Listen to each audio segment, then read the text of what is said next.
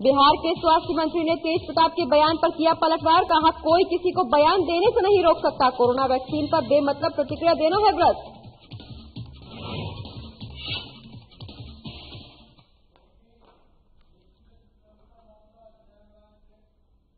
चलिए खबरों की शुरुआत करेंगे, लेकिन उससे पहले रुक करेंगे इस वक्त की बड़ी खबर का। रांची से इस वक्त की बड़ी खबर सामने आ रही है, जहां युवती से दुष्कर्म का मामला सामने आया है। इस वक्त की बड़ी खबर हम आपको बता रहे हैं, जहां युवती से दुष्कर्म का मामला सामने आया है। राजधानी रांची के बिरसा चौक के पास बेसुध अवस्था में मिली है युवती। तो इस वक्त की बड़ी खबर हम आपको बता रहे हैं, रांची से इस वक्त की बड़ी खबर, जहाँ राजधानी रांची में एक बार फिर से युवती से दुष्कर्म करने का मामला सामने आया है। बता दें कि राजधानी रांची के बिरसा चौक के पास बेसुध अवस्था में एक युवती मिली है, वहीं युवती के साथ दरिंदगी की गई है। आपको बता दें कि ये पूरा मामला रांची के जगन्नाथपुर थाना क्षेत्र का है, जहां युवती को रिम्स में भर्ती कराया गया है। गुमला की रहने वाली है ये युवती। इस वक्त की बड़ी खबर हम आपको बता रहे हैं राजधानी रांची से, जहां युवती से दुष्कर्म करने का मामला एक बार फिर से सामने आया है। राजधानी रांची के बिरसा चौक के पास बेसुध अवस्था में युवती को पाया गया है। इसके बाद युवती को रिम्स लाया गया है। गुमला की रहने वाली बताई जा रही है युवती। एक बार बता दें फिर से आपको, राजधानी के जगन्नाथपुर का ये पूरा मामला, जहाँ युवती से दुष्कर्म करने का मामला सामने आया है। और इसी खबर पर ज्यादा जानकारी के लिए हमारे संवाददाता चंदन वर्मा हमारे साथ जुड़ गए हैं। चंदन, युवती से दुष्कर्म करने का मामला एक बार फिर से सामने आया है। पहले ही ओरमांझी की घटना में पुलिस के हाथ लगातार खाली हैं और फिर एक के बाद एक ऐसी घटनाएं लगातार पुलिस के ऊपर सवालिया निशान खड़े कर रही हैं। जी प्रगति, ये अभी अगर रिसेंटली बात करें तो ये दूसरा मामला आया है, जब एक युवती जो है जगन्नाथपुर थाने से बेसुध अवस्था में पाई जाती है। हालांकि उसको देखने के बाद यह प्रतीत जरूर हो रहा है कि उसके साथ जो है दुष्कर्म की घटना घटी है, लेकिन युवती अभी पूरी तरह से बेसुध है, क्रिटिकल कंडीशन में है, जिसे लेकर वो अभी कुछ भी बताने की हालत में नहीं है। और अभी उसकी जो हालत है वो बिल्कुल दयनीय बनी हुई है, जिसे लेकर उसे रिम्स में भर्ती कराया गया है। उसे होश में आने की देर है और डॉक्टरों का अभी कुछ भी कह पाना मुश्किल है। हालांकि इस पर अभी पुलिस अधिकारी भी कुछ कहने से बच रहे हैं, लेकिन जो पुलिस का जो युवती के पास से जो कागजात मिले हैं उससे यह जरूर पता चल रहा है, जो मोबाइल फोन वगैरह हैं उससे यह जरूर पता चल रहा है कि युवती गुमला की रहने वाली है। लेकिन आपको बता दूं प्रगति की ये दूसरा मामला जरूर है, लेकिन लगातार जो राजधानी कहें या फिर राज्य कहें कि झारखंड में दुष्कर्म के मामले जो हैं लगातार बढ़ते जा रहे हैं। यहाँ तक कि महिलाएं जो हैं अब अपने आप को बिल्कुल असुरक्षित महसूस कर रही हैं और लगातार जो ऐसी घटनाएं घट रही हैं इसमें पुलिस के किसी भी नतीजे पे पहुंचने में अभी तक जो है नाकामयाब रही है। जी बिल्कुल चंदन, इससे पहले भी ओरमांझी की घटना सामने आई थी, जहां पर लगातार बीजेपी के द्वारा प्रदर्शन भी किया गया, विरोध भी जताया गया, लेकिन बावजूद इसके एक बार फिर ये मामला निकल करके सामने आया है। पुलिस लगातार क्या कुछ कार्रवाई कर रही है? क्या इस दौरान पुलिस के द्वारा किसी को कोई गिरफ्तारी हुई है? जी देखिए, इसमें अभी तक तो किसी भी तरह के जो सुराग हैं वो गिरफ्तारी की अगर बात करें तो वो तो दूर की बात है। पुलिस को अभी तक कोई सुराग भी नहीं हाथ लग पाया है और पुलिस अपने आप को बिल्कुल निहत्था साबित यहाँ होते देख रही है और सभी राज्य के लोग भी पुलिस को निहत्था साबित होते देख रहे हैं, क्योंकि एक निर्दय हत्या हो जाती है युवती की और वैसे में अपराधी अभी भी कानून के पहुंच से बहुत दूर हैं। और लगातार बीजेपी का एक बार नहीं आज भी कहें कि महिला मोर्चा की प्रदर्शन जो है वो जारी रहा है और राजभवन के समक्ष ही रहा है और एक ज्ञापन भी सौंपा गया है राज्यपाल को। तो कहें कुल मिलाकर कहें कि भले ही प्रदर्शन उग्र हो रहे हैं और उस उग्रता को लेकर पुलिस भले ही प्रदर्शनकारियों को गिरफ्तार कर ले रही है, लेकिन मुख्य आरोपी को गिरफ्तार करने में अभी भी नाकामयाब रही है पुलिस, जिसके कारण लगातार जो घटनाएं हैं वो घटती जा रही है और अपराधियों का जो हौसला है वो लगातार। अभी झारखंड सरकार के 1 साल के कार्यकाल को ज्यादा समय नहीं बीता है, अभी हाल ही में 1 साल के कार्यकाल का जश्न मनाया गया, लेकिन बावजूद इसके उस दौरान भी मुख्यमंत्री का कहना था कि राज्य में महिलाओं की सुरक्षा के लिए सरकार अहम कदम उठा रही है, लेकिन इसके बावजूद लगातार ऐसे एक के बाद एक घटनाएं सामने आ रही हैं जो राज्य सरकार पर एक बार फिर से सवालिया निशान छोड़ करके जा रही है। बहुत बहुत शुक्रिया चंदन, ये तमाम जानकारी हमारे दर्शकों तक पहुंचाने के लिए। चलिए बढ़ते हैं आगे, जहां राष्ट्रपिता महात्मा गांधी के सिद्धांतों पर चलने वाले झारखंड के टाना भगत शुक्रवार को राजधानी रांची में राजभवन के सामने धरने पर बैठ गए हैं। वहीं टाना भक्तों का प्रदर्शन समूह मौन प्रदर्शन कर रहा है, जहां प्रदर्शन को देखते हुए बड़ी संख्या में मौके पर पुलिस बल को तैनात भी कर दिया गया है। आपको बता दें कि टाना भक्तों का प्रदर्शन अपनी 10 सूत्रीय मांगों को लेकर है। फिलहाल वो इस बारे में किसी से कोई बात नहीं कर रहे। हालांकि कुछ दिन पहले टाना भक्तों ने अपनी मांगों को लेकर रेलवे ट्रैक को जाम कर दिया था। वहीं आंदोलन लंबा चलने के बाद राज्य सरकार की ओर से इन्हें बातचीत करने के लिए आमंत्रित भी किया गया था। पुलिस प्रशासन के अनुरोध पर प्रदर्शन कर रहे टाना भगत मुख्य मार्ग से हट गए हैं। वहीं आंदोलन के संबंध में बताया गया कि लंबे समय से वंशावली की मांग कर रहे हैं। पूर्व मुख्यमंत्री रघुवर दास से इस बारे में कई बार आग्रह किया गया। वर्तमान मुख्यमंत्री हेमंत सोरेन के सामने भी अपना अनुरोध रखा गया। अब तक उनकी मांग पूरी नहीं हुई है। वहीं पिछली बार हुई बातचीत में उन्होंने कुछ और मुद्दों पर सरकार से फैसला लेने का आग्रह किया, ये अभी तक लंबित है। टाना भक्तों का कहना है कि वो लोग मुख्यमंत्री हेमंत सोरेन से मुलाकात करना चाहते हैं। राजभवन के बाहर प्रशासनिक अधिकारियों से बातचीत के बाद 5 टाना भक्तों को मुख्यमंत्री हेमंत सोरेन के पास मिलने के लिए भेजा जा रहा है।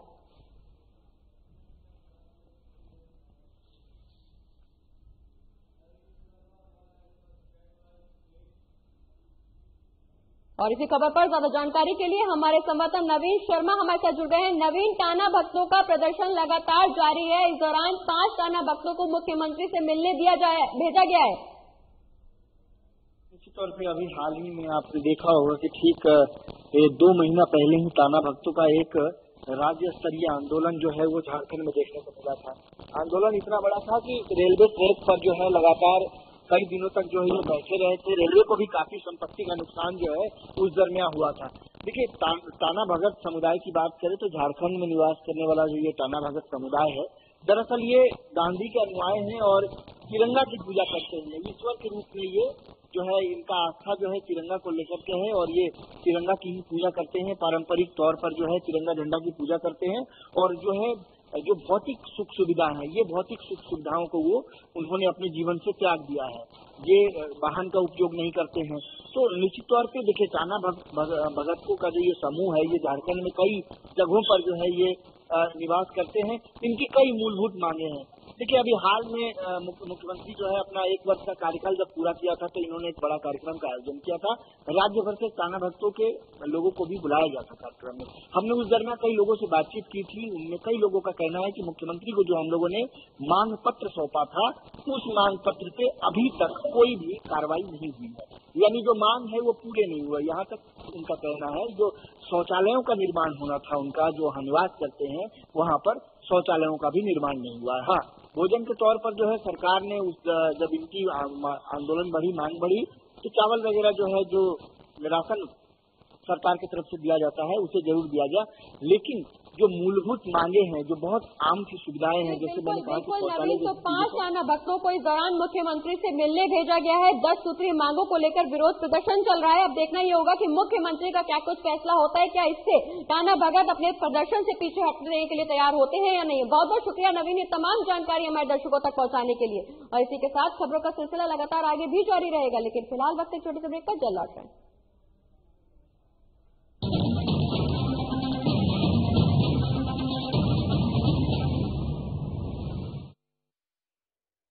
मैं हेमंत सोरेन सत्य निष्ठा से प्रतिज्ञान करता हूं कि मैं विधि द्वारा स्थापित भारत के संविधान के प्रति सच्ची श्रद्धा और निष्ठा रखूंगा। शपथ ग्रहण के कुछ घंटे बाद ही मंत्रिपरिषद की बैठक और जिस पत्थलगड़ी ने राज्य को अशांत कर रखा था उसका समाधान हुआ। हजारों ग्रामीणों पर दर्ज प्राथमिकी वापस लेने का आदेश जारी। महिलाओं के खिलाफ हुए अपराध की त्वरित सुनवाई के लिए 22 फास्ट ट्रैक कोर्ट के गठन को मंजूरी। गरीबों के असाध्य रोगों के बेहतर इलाज हेतु 5 लाख तक की सरकारी मदद को अमली जामा पहनाया गया। जरूरतमंदों को भोजन उपलब्ध कराने के लिए 6595 मुख्यमंत्री दीदी किचन, मुख्यमंत्री विशेष किचन, 1300 दाल भात केंद्र। राज्य भर के अस्पतालों में isolation ward, Covid ward, oxygen युक्त बेड, आईसीयू, वेंटिलेटर और संक्रमण के जांच की व्यवस्था हुई। अब जरूरत थी प्रवासी श्रमिकों को वापस लाने की। देश में सबसे पहले यही से पहल हुई और 484 श्रमिक ALL 8.50 लाख श्रमिक भाइयों को श्रमिक स्पेशल ट्रेन से वापस लाया गया। 25 करोड़ मानव दिवस का सृजन एवं 20,000 करोड़ पारिश्रमिक देने के लक्ष्य के साथ योजना लागू की गई। श्रमिकों की मेहनत को सम्मान प्राप्ति के लिए BRO से MOU हुआ और देश की सीमा पर सड़क निर्माण में संलग्न हुए। झारखंड की भावना को प्रतिबिंबित करने वाले राज्य के नए प्रतीक चिन्ह का अनावरण हुआ। महिला सशक्तिकरण की दिशा में फूलो झानो आशीर्वाद योजना के जरिए शराब हंडिया के निर्माण और बिक्री में शामिल महिलाएं अपने जीवन में बदलाव की प्रेरक कहानियां कह रही हैं। 26,000 सखी मंडल की बहनों को बैंक लिंकेज के माध्यम से 370 करोड़ एवं 111 कुशल नर्स को देश के बड़े अस्पतालों में नियुक्त किया गया। इस कड़ी को और सशक्त करते हुए 22 युवतियों को कपड़ा उद्योग में नौकरी दी गई। खेल के क्षेत्र में विश्व भर में परचम लहराने वाले झारखंड को 20 साल बाद 24 जिला खेल पदाधिकारी मिले, उनकी नियुक्ति सुनिश्चित हुई। इस तरह झारखंड अपने सीमित संसाधनों के साथ विकास के सभी सोपान तय कर रहा है ताकि राज्य की समृद्धि एवं समावेशी विकास की परिकल्पना को साकार किया जा सके।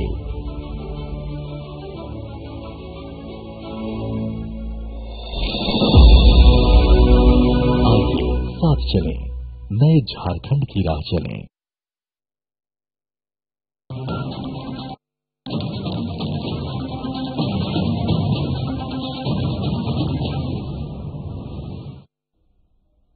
और ब्रेक के बाद एक बार फिर से स्वागत है आपका। खबरों में आगे बढ़ेंगे जहां मुख्यमंत्री हेमंत सोरेन ने कांके रोड रांची स्थित मुख्यमंत्री आवास में आज वीर शहीद शेख भिखारी और टिकैत उमराव सिंह की 163वीं शहादत दिवस के मौके पर उनकी तस्वीर पर पुष्पांजलि अर्पित कर उन्हें नमन किया। वहीं मुख्यमंत्री ने शहीदों की तस्वीर पर श्रद्धा सुमन अर्पित करते हुए कहा कि इन वीर सपूतों की शहादत अतुल्य है। ये हम सभी की जिम्मेदारी है कि हम उनके संघर्ष, आदर्श, समर्पण और बलिदान को व्यर्थ न जाने दें। मुख्यमंत्री ने कहा कि झारखंड महापुरुषों, वीरों और शहीदों का राज्य है।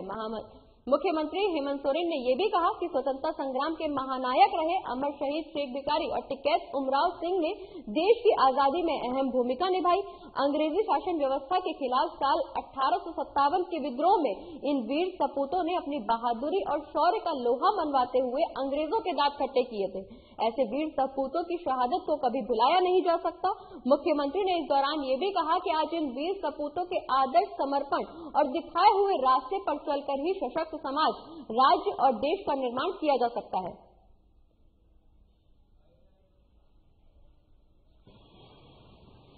कि आज हमारे इस राज्य के दो वीर शहीद, जिनको हमारे राज्य के और मांझी घाटी के एक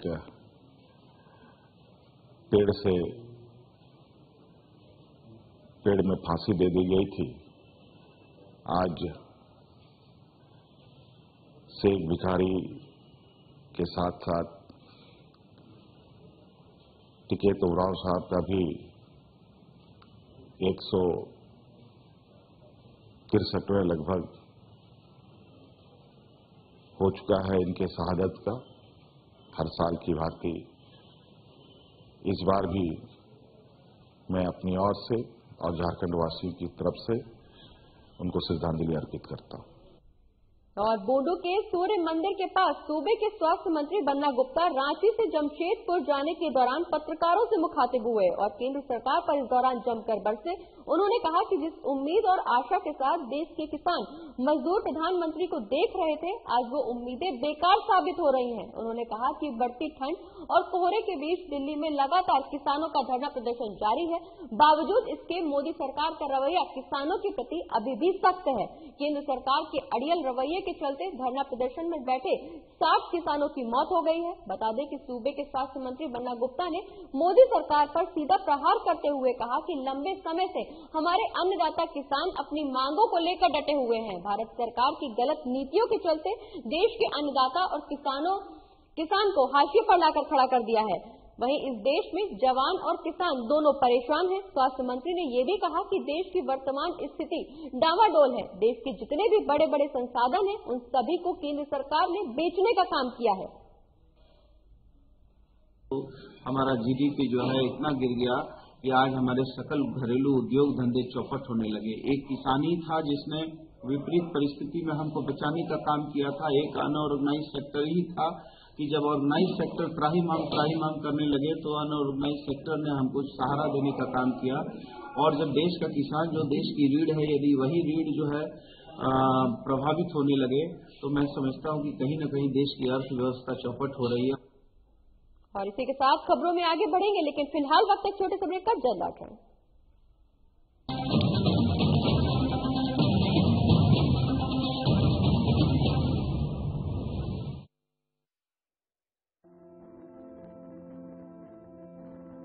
कोरोना का संकट अभी टला नहीं है, इसलिए लापरवाही बिल्कुल नहीं। जब भी घर से बाहर निकले मास्क जरूर लगाएं। दूसरी बात, एक दूसरे से कम 2 गज की दूरी बनाएं।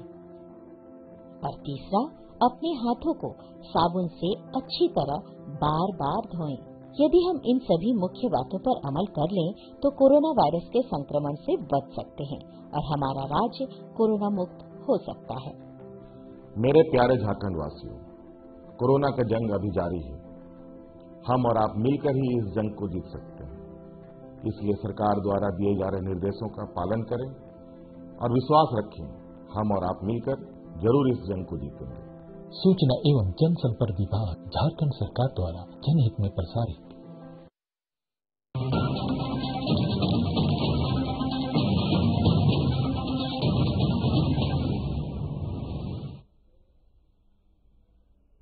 और ब्रेक के बाद अब रुक करेंगे पटना का, जहां बिहार के स्वास्थ्य मंत्री मंगल पांडे ने तेज प्रताप यादव के बयान पर पलटवार किया है। मंगल पांडे ने कहा कि किसी को कोई बयान देने से रोक नहीं सकता। वहीं कोरोना वैक्सीन शुद्ध वैज्ञानिकों के द्वारा बनाया हुआ वैक्सीन है। देश में जो भी दवा बनती है वो सब चिकित्सा क्षेत्र में जुड़े हुए वैज्ञानिकों ने तैयार की होती है। ये जो टीका बना है इसका ट्रायल 3 फेज में हुआ है और जो कोई बिना मतलब के उसको बयान दे रहा है उस पर प्रतिक्रिया देना उचित नहीं है।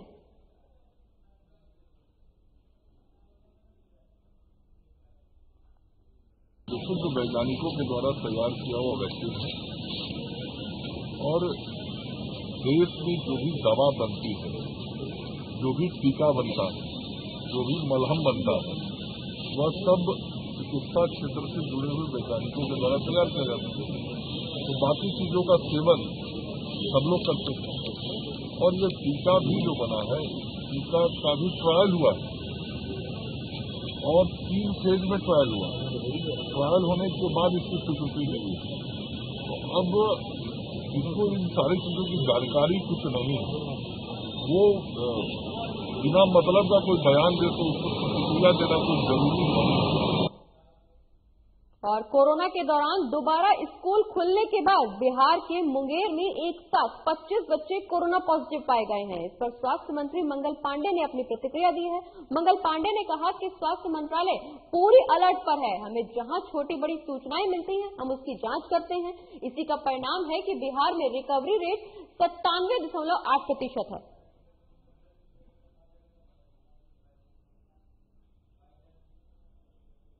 जहाँ भी जब कोई जानकारी छोटी बड़ी मिलती है हम तुरंत वहाँ पहुँच के उसकी जांच करते हैं और जांच करने के बाद जो आवश्यकता अनुसार उनको स्वास्थ्य सेवा देनी है वो स्वास्थ्य सेवा दी जाती है। और आज उसी का परिणाम है ना कि बिहार में 97.8% रिकवरी रेट है। इससे अलर्ट पर है और जहाँ भी जब कोई जानकारी छोटी बड़ी मिलती है। और अगली खबर जामताड़ा से है, जहां साइबर पुलिस ने नारायणपुर और कर्माटांड थाना क्षेत्र में छापेमारी कर फर्जी बैंक अधिकारी बनकर ठगी करने वाले 6 साइबर अपराधियों को गिरफ्तार किया है। पुलिस ने इनके पास से कुल 11 mobile, 24 SIM card, 3 ATM card और 1 बाइक बरामद की है। वहीं जानकारी देते हुए एसपी दीपक कुमार सिन्हा ने बताया कि नारायणपुर थाना क्षेत्र के धनपुर गांव से साइबर अपराधी शराफत अंसारी और बाकुडी गांव से अब्दुल लतीफ को गिरफ्तार किया गया है। वहीं करमाटांड थाना क्षेत्र के शिवधन मरांडी, संतोष बास्की और जाबिर हुसैन तीनों कोरबंदा गांव से गिरफ्तार किए गए हैं। साथ ही घोषबाद गांव से सरफुद्दीन अंसारी को भी गिरफ्तार किया गया है। ये सभी लोग अपने आप को बैंक का अधिकारी बताकर लोगों से एटीएम का पासवर्ड पूछते थे और फिर एटीएम से पैसा उड़ा लेते थे। साइबर के अगेंस्ट में जो लगातार रेड कंडक्ट किए जा रहे हैं, उसी की कड़ी में कल एक रेड ऑर्गेनाइज हुआ था और उस रेड को थाना प्रभारी और हमारे जो साइबर डीएसपी हैं उनके साथ में कुछ और अधिकारी लोग हैं जिनका नाम आपको दे दिया गया है। उसमें से कुल 6 लोग गिरफ्तार हुए हैं। डिफरेंट 2 लोकेशन से कुल 6 लोग अरेस्ट हुए हैं। उन लोगों के पास से कुल 11 मोबाइल सेट बरामद हुआ है और 24 सिम है, 3 एटीएम कार्ड है और 1 मोटरसाइकिल जो उन लोगों के द्वारा यूज किया जा रहा है वो बरामद हुआ है। और मोकामा टाल क्षेत्र में उम्दा पैदावार करने की हर मुमकिन कवायद को अमलीजामा पहनाने की कोशिश अब परवान चढ़ रही है। इस टाल क्षेत्र में लगातार घटती पैदावार से चिंतित बिहार सरकार किसानों को बम्पर उपज पैदा करने का मंत्र दे रही है। इसी कड़ी में आज घोसवरी पंचायत सरकार भवन में आयोजित किसान चौपाल में दलहन तेलहन की लाभकारी उपज को बढ़ावा देने वाले कीटनाशक दवा के प्रयोग की मुकम्मल जानकारी भी दी गई। आपको बता दें कि मोकामा टाल क्षेत्र में पिछले कई साल से रबी फसल की पैदावार खत्म होती जा रही है। ऐसे में आधुनिक तकनीक से खेती कर उपज बढ़ाने का गुण दिया गया। वहीं इस मौके पर किसानों को फ्री फसल कैरेट भी दी गई।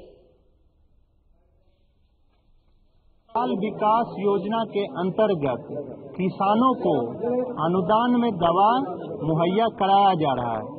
इसमें सरकार काफी गंभीर है और किसानों को उत्पादन क्षमता बढ़े, लागत कम हो, इसके प्रति किसानों को जागरूक किया जा रहा है। इसी कार्यक्रम के अंतर्गत आज घोसवरी प्रखंड में यह आयोजन किया गया है। और सिमडेगा पहुंचे झारखंड पर्यावरण प्रदूषण नियंत्रण समिति के सदस्यों ने परिसदन भवन में पदाधिकारियों के साथ बैठक करते हुए पर्यावरण नियंत्रण से संबंधित कई मुद्दों को लेकर पदाधिकारियों को जरूरी निर्देश दिए।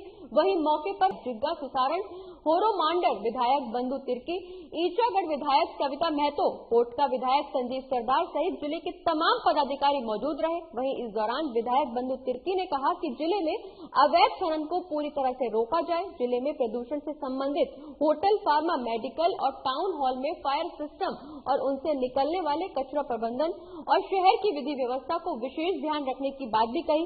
वहीं इसके अलावा उन्होंने जिले में चल रहे क्रशर प्लांट में सुरक्षा मानकों का प्रयोग कर रहे हैं या नहीं, या करने वालों पर भी ध्यान देने के निर्देश दिए। इसके अलावा जिला वन पदाधिकारी को जिले में अब तक कितने पेड़ लगाए गए हैं और जिले में पर्यावरण को नियंत्रण की दिशा में क्या क्या काम किए जा रहे हैं, उन्हें भी सूची समर्पित करने का निर्देश दिया। साथ ही इस दौरान उन्होंने ये भी कहा कि जिले में जो भी पदाधिकारी इन सभी कामों में लापरवाही करेंगे उनके ऊपर कार्रवाई की जाएगी। तो क्या है कि पशुपालन वगैरह के बारे में, उसके बारे में भी जो मरता है जानवर, तो उसके संबंध में भी उसको दफनाने उठाने का व्यवस्था कराए ताकि प्रदूषण पर्यावरण वगैरह की नहीं हो सके। मनरेगा के बारे में आपका सीधे सीधे कहा गया है कि जितने मनरेगा में या तो दीदी योजना में आपने पेड़ लगाया है तो पेड़ लगाया उसका भी आंकड़ा सही तरीके से समिति को आप दे दें। और अगली खबर नालंदा से है, जहां सिलाव थाना क्षेत्र के कड़ा गांव में घरेलू विवाद में एक पति ने अपनी ही पत्नी पर तेजाब फेंककर जलाने की कोशिश की। घटना के बाद परिजनों ने उसे इलाज के लिए सदर अस्पताल में भर्ती कराया, जहां से उसे बेहतर इलाज के लिए पावापुरी मेडिकल कॉलेज रेफर कर दिया गया। घटना के बारे में बताया गया कि परवेज आलम को पहले से ही 5 बच्चे हैं और बच्चे की चाहत को लेकर अक्सर दोनों में विवाद हुआ करता था। वहीं इसी विवाद को लेकर पति ने गुस्से में आकर पत्नी पर तेजाब फेंक दिया। इधर घटना की जानकारी मिलते ही पुलिस मामले की जांच में जुट गई है। भाई है वही नहीं रहना चाह रहे थे, तो इसी वजह से डिलीवरी की वजह से कि हम ऑपरेशन करवा लेंगे, नहीं हमको और बच्चा चाहिए, और बच्चा चाहिए, इसी वजह से मारपीट लगाते थे। कौन बोलता था बच्चा चाहिए? अच्छा, इसका सवाल बोलते थे बच्चा चाहिए, और बच्चा चाहिए, इसी वजह से मारपीट किए। नए साल के दिन मारपीट लगा दी।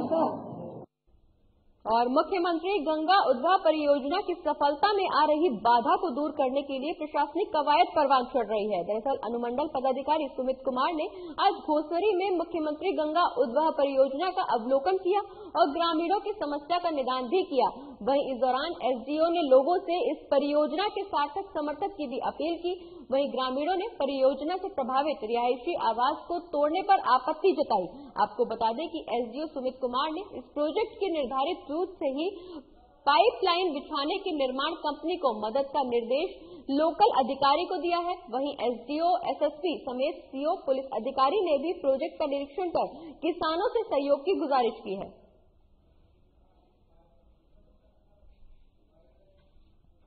समस्या नहीं है, केवल थोड़ा सा गलतफहमी हो जाती है। या तो हमारा जो सिस्टम होता है वो अगर सही समय पर किसानों से बात करके अगर नहीं बैठते हैं तो समस्या ऊपर में चला जाता है। आज यहाँ पर हमारे पास रामजन्म बाबू हैं, देखिए यही पर हैं, आज रामजन्म बाबू है, रामजन्म बाबू हैं। इनका एक जेन्युइन कहना था कि रोड के 15 मीटर सरकार की जमीन है, उस जमीन पर अगर आप गंगा उद्भव योजना का जो पाइप है बिछाने का अगर काम करते हैं तो हमें कोई आपत्ति नहीं है। तुरंत मैंने फीता गिरवा दिया, गिराने के बाद तुरंत ये सहमत भी हो गए कि सर वहाँ तक किया जाए, हमें कोई आपत्ति नहीं है। मुख्यमंत्री गंगा उद्वह परियोजना की सफलता में आ रही बाधा को दूर करने के लिए अब कवायद शुरू हो गई है। बता दें कि इस दौरान पदाधिकारी सुमित कुमार ने घोसवरी में मुख्यमंत्री गंगा उद्वह परियोजना का अवलोकन किया। वहीं इस दौरान ग्रामीणों से समस्या का निदान की भी बात कही। और इसी के साथ इस बुलेटिन में फिलहाल इतना ही। आप देखते रहिए साधना प्लस बिहार झारखंड। नमस्कार।